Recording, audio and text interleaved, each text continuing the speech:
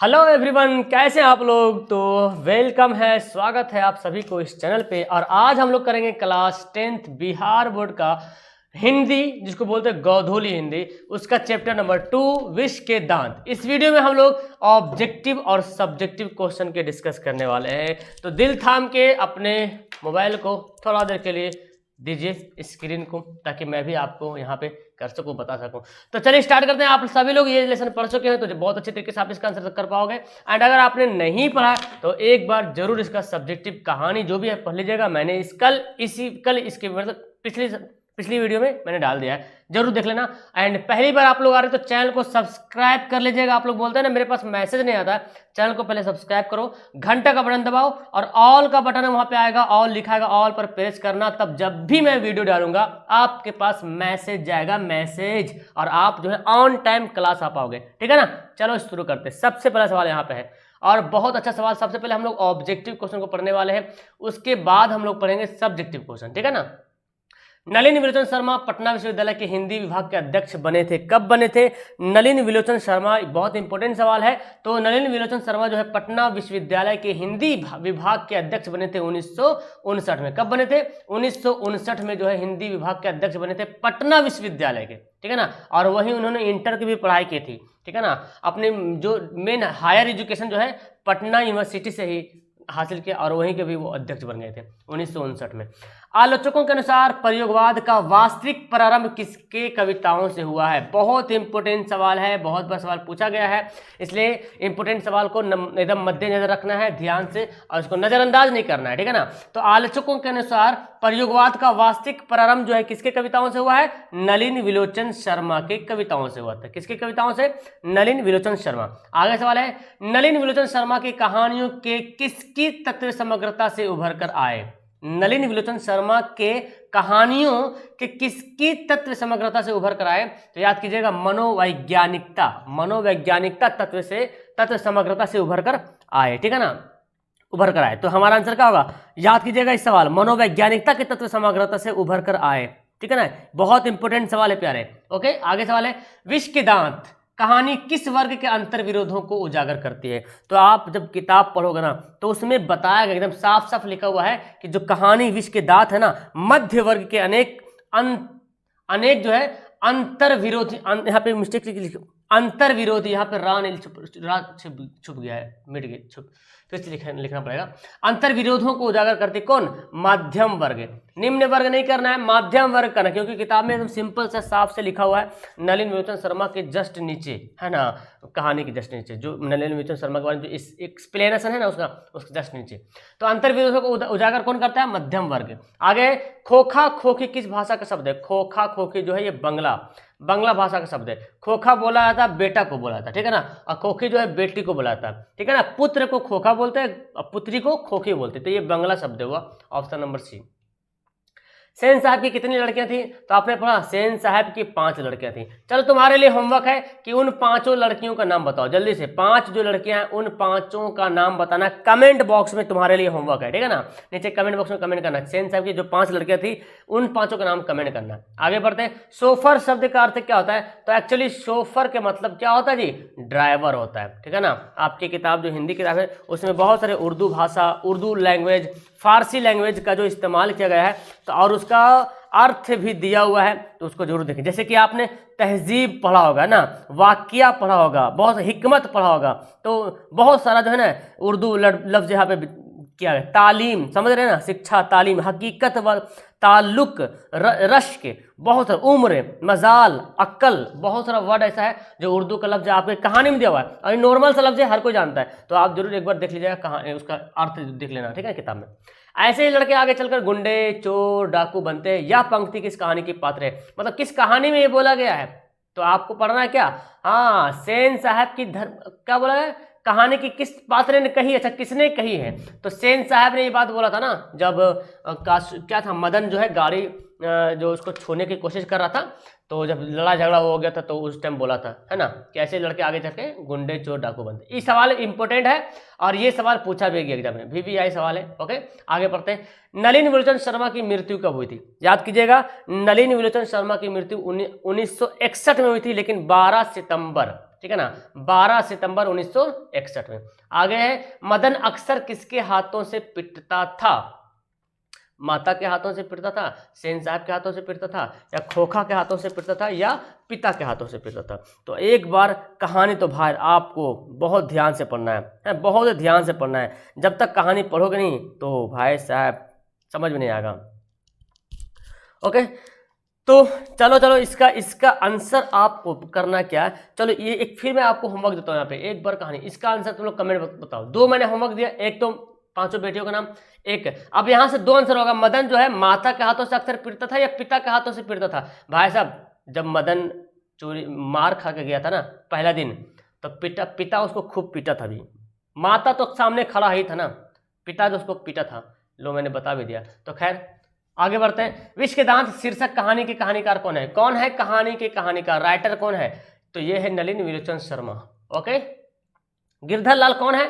तो गिरधर लाल जो है मदन का पिता है ना, मदन का पिता गिरधर लाल है। बाकी सारे डिटेल्स आगे सवाल में दिया हुआ। खोखा का क्या नाम है? तो खोखा जो एक्चुअली जो शब्द यूज किया गया यहाँ पे कासू के लिए यूज किया गया है ना, कासू के लिए, ठीक है ना, ऑप्शन नंबर सी। सेन साहब अपने पुत्र को बनाना चाहते थे, क्या बनाना चाहते थे? बिजनेसमैन या इंजीनियर या वकील या प्रोफेसर या डॉक्टर?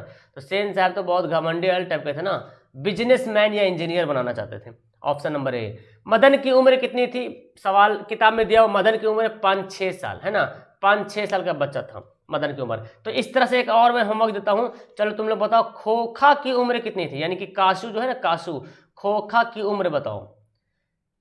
कहानी पढ़े होगे तो इसका आंसर तुम लोग बताओगे कमेंट में, खोखा की उम्र कितनी है इस कहानी में।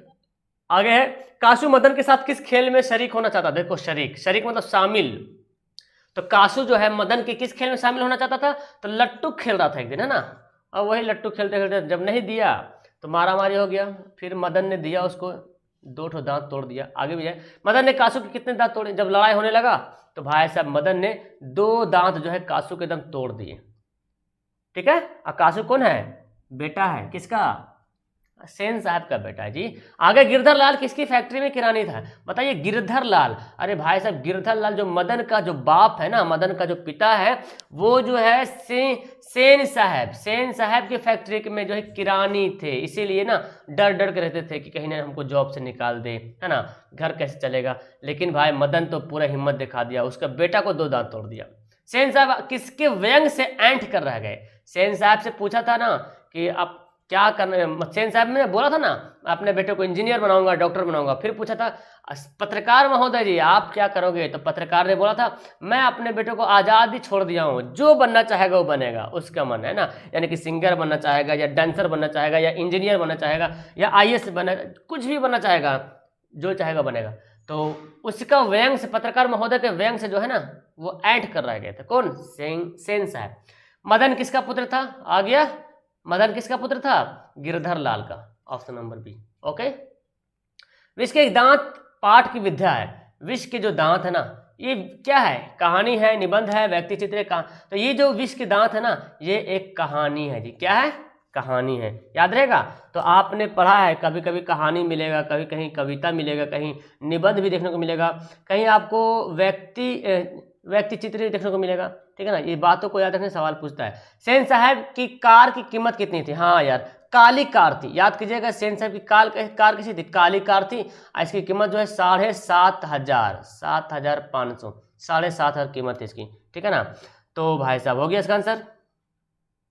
ओके, कितना आंसर हो गया? ऑप्शन नंबर ए हो गया।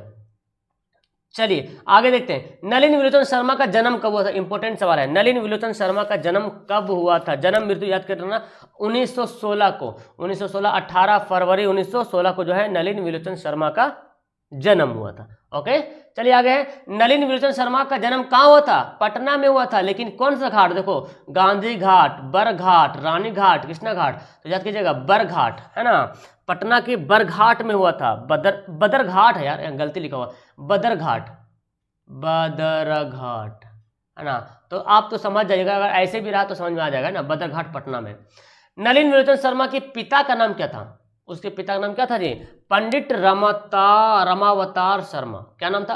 पंडित रमावतार शर्मा। आगे है नलिन विलोचन शर्मा के माता जी का क्या नाम था जी? रत्नावती शर्मा। एकदम दिमाग में सेट रखना है इसको, ठीक है ना। आगे दृष्टिकोण किसकी रचना है? इन्होंने बहुत सारी किताबें लिखी हैं, रचना इनके बहुत सारे हैं। दृष्टिकोण किसका है? नलिन विलोचन शर्मा। तो अभी तो हम लोग पढ़ रहे हैं, क्योंकि अभी तो हम नलिन विलोचन शर्मा के ही बारे में पढ़ रहे हैं, तो सवाल तो सारा नलिन विलोचन शर्मा पे ही गिरेगा जाके, कोई दूसरा कवि तो इसके बीच में आएगा नहीं, है ना। लेकिन जब अभी से आप सभी जो रचना है, देखो रचना से ना बहुत सारा सवाल पूछा था, इस बार पूछा था रचना। अब पता है एक एक राइटर जो है ना अपने किताब में दिया हुआ है 10-10 रचना, 15-15, 20-20 रचना किताब में दिया हुआ है। अब भाई साहब ये थोड़ा हार्ड बन जाता है रचना। कुछ कुछ इंपॉर्टेंट रचना है जो कि याद रखना, लेकिन इतना सारा रचना है ना किताब में कि पढ़ोगे तो दिमाग का बत्ती गुल हो जाएगा, बोले यार कितना याद करें, तो थोड़ा सी हार्ड बन जाता है। लेकिन इसके अलावा भी और सारा सवाल है, उसको भी देखेंगे। उर्दू हिंदी ग्रामर को भी देखना है। लड़कियां क्या है? कठपुतलियां हैं, है ना। कठपुतलियां मतलब जैसे चाहो वैसे कर दो, उसको घर में रखो, उसको डांटो दबारो, जैसे ही बोलोगे वैसे कर लेगा। कठपुतली का काम तो ये होता है ना, कठपुतली का एक मूर्ति होता है, उसको गिरा देंगे तो गिर जाएगा, खड़ा करेंगे तो खड़ा हो जाएगा, है ना। तो लेकिन इस बात पे इसको गर्व भी है, किसको? जो माता पिता सेन साहब और उसकी पत्नी सेन साहिबा। आगे है मोटर कार को किससे खतरा हो सकता है? बताओ भाई, मोटर कार को किससे खतरा हो सकता है? मदन थोड़ी कुछ करे, कासू से खतरा हो सकता है। हाँ, क्योंकि कासू ने मोटर कार के पीछे का हेडलाइट तोड़ा था ना, गाड़ी का हेडलाइट तोड़ दिया था जी, गाड़ी का हेडलाइट बत्ती तोड़ दिया था। किसने तोड़ा था? कासू ने तोड़ा था। लेकिन बाप जो उसका ना बहुत प्यार करता था, नहीं मारा, एक चपटा भी नहीं मारा, लेकिन मदन को खरी खोटी खूब सुनाया। सेन साहब की आंखों का तारा है, कौन है भाई? तो एक ठो तो है ही है, 5 गो में एक ठो, समझ रहे ना। 5 बहन में से एक ठो भाई है, तो कौन हो जाएगा? आंखों तारा को खोखा, खोखा हो जाएगा।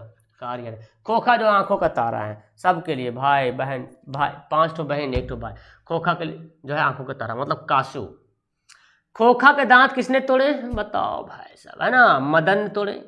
खोखा के दांत किसने तोड़े? मदन ने तोड़े। ये सवाल इंपोर्टेंट। महल और झोपड़ी वाले की लड़ाई में अक्सर कौन? महल वाले ही जीतते हैं, पर उसी हालत में जब दूसरे झोपड़ी वाले और उसकी मदद अपने ही खिलाफ करते हैं। तो किस पार्ट से लिया गया है?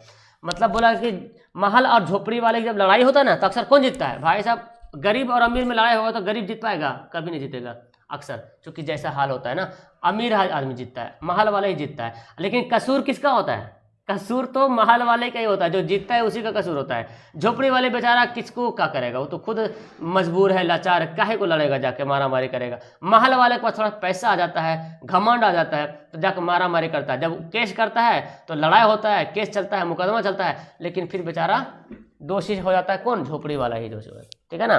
बोलता कि उसी हालत में जब दूसरे झोपड़ी वाले उनकी मदद अपने ही खिलाफ करते हैं, है ना, क्या बोलते हैं? पर उसी हालत में जब दूसरे झोपड़ी वाले उसकी मदद अपने ही खिलाफ करते हैं, है ना, क्या करते हैं? ये सब, ये जो लाइन जो लिखा हुआ है विष के दांत कहानी में दिया हुआ है। अब ये इसका आंसर है जी, आप इसका आंसर नोट कर सकते हो, और आप इसका PDF भी हासिल कर सकते हो। PDF नंबर है 82104232, ये PDF का नंबर है, मतलब ये व्हाट्सअप नंबर, इस पर तुम कांटेक्ट कर सकते हो। आपको सिर्फ 250 रुपया देना होगा। उसके लिए आपको सारा Hindi, Sanskrit, science, social, math सबका PDF आपको PDF ग्रुप में जोड़ देंगे, PDF मिलते रहेगा। ओके, सो आप चाहते हो तो जुड़ सकते हो, ठीक है। इस व्हाट्सएप पे आप पे करके, आप पे फोन गूगल पे जैसे भी पे कर देना अगर चाहते हो तो। अब देखिए यहाँ पे कहानी आ गया, बहुत सारा सवाल यहाँ पे सब्जेक्टिव दिया हुआ है। तो ऐसा काम करते हो ना, एक एक सवाल को तो पढ़ के समझाना तो बड़ा ही ज़्यादा टाइम लग जाएगा। कितना टाइम हो गया, है ना, 12-13 मिनट की वीडियो बन। कहानी किसी तरह की सार्थकता का स्पष्ट कीजिए। अब देखिए इतना लंबा चौड़ा यहाँ पे दिया हुआ है, इसको पढ़ना है आपको, अब पढ़ करके इसका आंसर देना। देख रहे हैं आप, इस बात को देख रहे हैं यहाँ पे, देखिए ध्यान से, है ना। मैं धीरे धीरे स्क्रॉल करता हूँ, आप इसका स्क्रीनशॉट चाहे तो ले ले, नहीं तो इसका मैं एक अलग सा मैं एक पर्चा बता रहा हूँ। आप इसका अगर PDF लेना चाहते हो तो PDF भी मिल सकता है। अगर आप PDF नहीं लेना चाहते हो, है ना, तो भी उसके लिए मैं उपाय बता रहा हूँ। आपको वेबसाइट पे जाना होगा, नीचे कमेंट बॉक्स में टॉप लेवल पे वेबसाइट का लिंक दिया हुआ है, वहाँ पे जाओगे। वहाँ पे जाने के बाद आपको मिलेगा ये गोधुली हिंदी, वहाँ पे जाना। वहाँ पे जाने के बाद आपको सारा सब्जेक्ट मिलेगा। सब्जेक्ट में ऑब्जेक्टिव सब्जेक्टिव सब रहेगा। ऑब्जेक्टिव में तुम टेस्ट दे सकते हो, सब्जेक्टिव में सारी बातें यही सब सेम बातें लिखी हुई है। तो जिनको PDF चाहिए वो PDF ले ले अपने मोबाइल में, या तो जिनको पढ़ना है वेबसाइट से तो वेबसाइट से जाके पढ़ सकते हैं, ठीक है ना। ओके, देख लो मैं यहाँ पे स्क्रॉल कर दे रहा हूँ, बिकॉज हर क्वेश्चन को पढ़ के करना बहुत ज़्यादा टाइम लगेगा। आपका भी टाइम किल हो जाएगा, मेरा भी टाइम किल होगा, ठीक है ना। इसलिए आप स्क्रीनशॉट लेना, मैं बढ़ाते जा रहा हूँ। कासू और मदन के बीच झगड़े का कारण क्या था, ये सब आसान है, बस आपको एक बार पढ़ना है। कुत्ते, देखिए बंगले के कुत्ते और गली के बंगले के पिल्ले और गली के कुत्ते की लड़ाई थी, ये भी हाँ आगे है। महल और झोपड़ी वाले की लड़ाई में अक्सर महल वाले ही जीते, पर उसी पर अच्छा स्पष्ट कीजिए, बताइए उसके बारे में कि क्या रियल में ऐसा होता है। रोज रोज अपने बेटे मदन की पिटाई करने वाला गिरधर मदन द्वारा कासू की पिटाई करने पर उसे दंडित करने के बजाय क्या करता है, अपने छाती से लगा लेता है। भाई साहब आज तो बहुत बड़ा काम कर दिया है, हम मालिक के सामने सर झुका कर रहते थे, आज तो तुमने उसका बेटा का 2 दांत तोड़ दिया, क्या बात है। सेन साहब मदन, कासू और गिरधर का चरित्र वर्णन करिए, मतलब उसका कैरेक्टर के बारे में बताइए कि सेन साहब का कैरेक्टर क्या था, मदन का कैरेक्टर क्या था, और कासू है भाई साहब एकदम सेन साहब यहाँ पे, कासू गिरधर लाल भी है। सेन साहब कहाँ चल गया दंपत्ति का, अच्छा ये कासू का है, सेन साहब, सेन यहाँ पे हो गया, दंपत्ति यहाँ पे होगा, ठीक है ना। आपकी दृष्टि में कहानी का नायक कौन है, देखो कहानी का नायक यहाँ पे लिखना है, हमारे मदन इस कहानी का नायक है। इस कहानी में वह गरीब लाचार है ना, मतलब कहानी का मेन रोल जो है मदन के बारे में बताया गया है, ठीक है ना। चलिए जी अब हम आगे बढ़ते हैं, यहाँ दिखाते हैं आरंभ। नायक हीरो कौन, हीरो तो एक्चुअली गरीब, आप कोई फिल्म देखते हो ना, फिल्म में कौन हीरो निकलता है, अमीर का हीरो निकलता है, नहीं गरीब का ही घर का कोई हीरो बनता है ना जी। यहाँ पे आ गया, देखो ध्यान से ये क्या आ रहा,